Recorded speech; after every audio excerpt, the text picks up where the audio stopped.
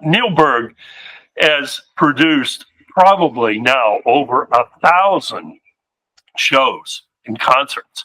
And he will be at Kerfman Hall this Thursday beginning at 7 p.m. And he joins us today with Tammy Scruggs Duncan, who's the executive director of the Allegheny Highlands Arts Council. Welcome, you two. Oh, Thanks. It's great to be here. You two characters. And Neil, your show, one of many that you produce over the years, it's not only entitled 50 Years of Rock and Roll, but you added part 3. So can you give us a little history? We know we're going to see part 3. What was part 1 and 2? Well, part 1 and 2, part 1 is basically what you would think it would be. It's, the quintessential. What I do is when I do 50 Years of Rock and Roll, I go back to the beginning of rock and roll, and not even the beginning where people think it started, which is most people think it started in the 50s. I go a little before then to show the genesis of rock and roll from the 30s and 40s until we get into it. And then, we go up and through MTV, because MTV was the game changer, for the first 50 years of rock and roll. And so we did a lot of the bands that people know in part 1 and 2. But what I do when I come back to 3 is we're basically doing a lot. Not every audience, I'll say, hey, how many of you have seen us before? And usually about 50% of the audience has seen us before. So I'll go back and I throw in a lot of songs. Part 3 is going to be maybe some of the songs we did in part 1 for people who never saw it. And we'll throw a few new songs in there as well. But you're getting, the Beatles and Elvis, and you're getting, the bands that you would think would represented the history of rock and roll so well. The Carole Kings, the Motown, and we tell stories, and I narrate the whole history of not just the songs, but the artists who came through. So people are getting, a lot of the great songs they know and love from the history of rock and roll. But I always say, if you are a grandparent or a parent, you can bring your kids and your grandkids to this show, and they will, in one fell swoop, get a history lesson of all this great music that we all love so much. And here's the kicker. They know it.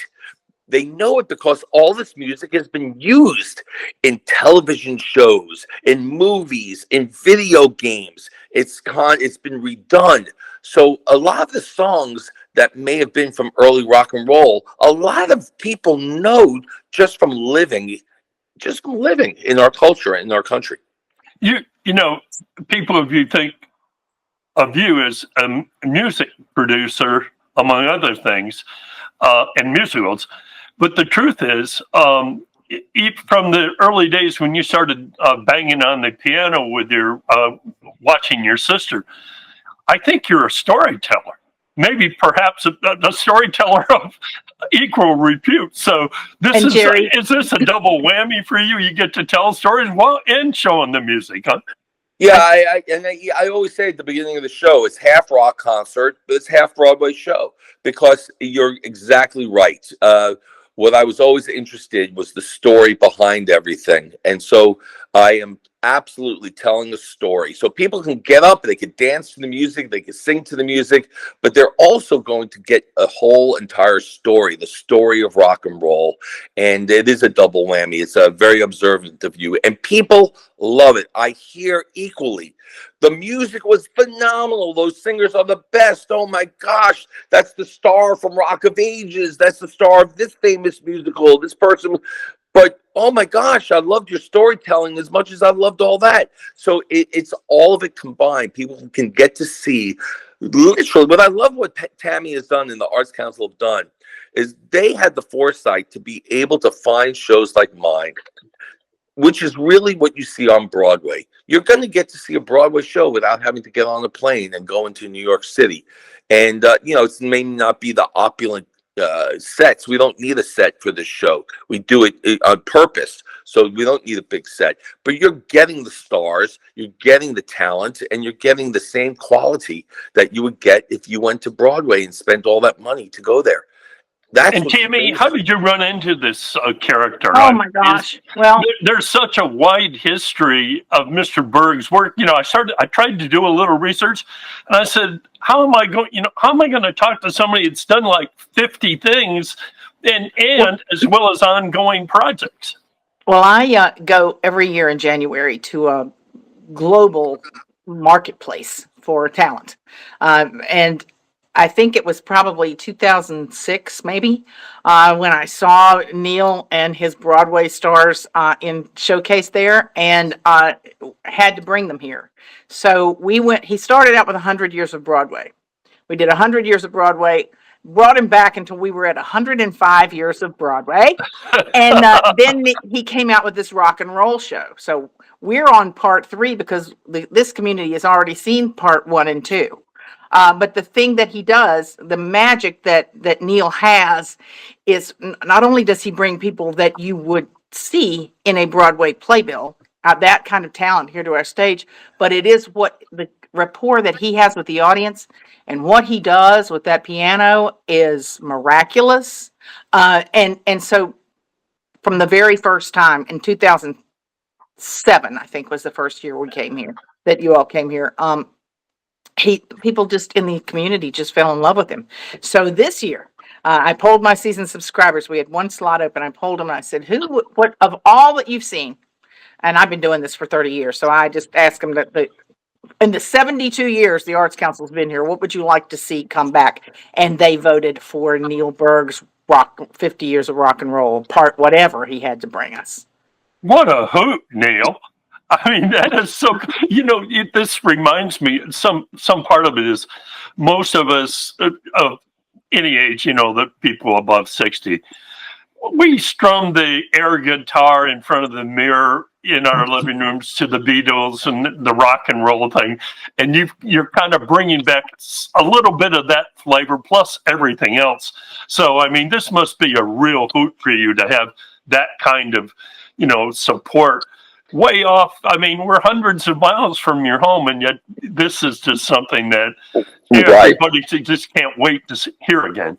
It means everything to me. And what I think Tammy's alluding to is that over time you build, it's all about community, right?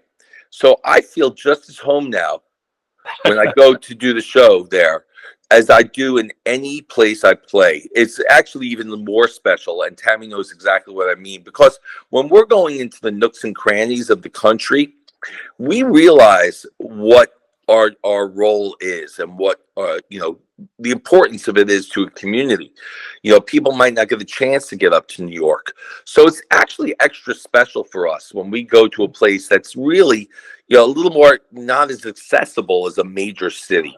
Maybe not even a B market. We're talking about going and driving, flying in, and figuring out a way to do it. And the reason we do it is because we love Tammy, we love the community, we have a great rapport, and it really is. It's very special. It's not just, I'm going to another gig. There are some guys who do things similar to yours, I guess, producers of concerts, and just as you said, you almost basically feed off the audience. It's one thing to do the show, it's another to do it with vigor. Yeah, and we never take it for granted. That's the other thing I always say. How lucky, how fortunate am I that as a young person wanted to make theater and concert my life, and it's never lost on me. Yes, there's talent. You need to have talent, but there's so much more to that. It's about the fact of recognizing that we're living our dream. We've gotten a chance to live our dream, and it's because of the audiences. It's because of the people who see us and want us to come back. So it is very important for us to go out and give 1,000% every time and make sure that we never let people down. And we take that responsibility very seriously. So I just want to say to everybody who's seen us before in your area, thank you so much. And we just can't wait to come and rock it again with you. Well, it's 7 p.m. at Kerfman Hall this Thursday. And Tammy, before we close, but for the piano, this guy probably would have been a professional baseball player. There's not very many people who can have over 400 average in any one season. So the piano had something to do with history here. It's a beautiful blend of the arts and youth and the athletics. Neil is that. Yeah, I was very fortunate. There weren't many people I could talk to about both. Which was interesting because it made me have a wide circle of friends. I can honestly say that I just went to the Army football game with my baseball buddies. I just went tailgating. I was there because I love sports, and that's my group, my baseball group. I can honestly say that those people never come to see any of my shows. They're just not interested at all. And it's kind of saddening to me, but that's the reality of it. Of course, there's a lot of people who play sports who love the theater, but that group of friends is just not it. And so it's almost real. It's something kind of settling about that, though. The fact that I can find out a way to have loves, and it's kind of what our country goes through, about people who, people find people who are not like-minded in things, but yet still be able to get along. Well, we're really looking forward to the show. We're delighted that you could come back to Covington, and we very much appreciate your time. It was kind of a short period of time here to get this all together, and thanks, Tammy, for helping to get this all arranged. You're welcome, Jerry. So Thursday at 7, tickets are available at the door. You can go to Arts for All Allegheny Highlands and buy tickets, but you can just walk in Thursday night. Good to see you. Okay, thank you, Jerry. Thank you, Tammy. Bye now. Bye.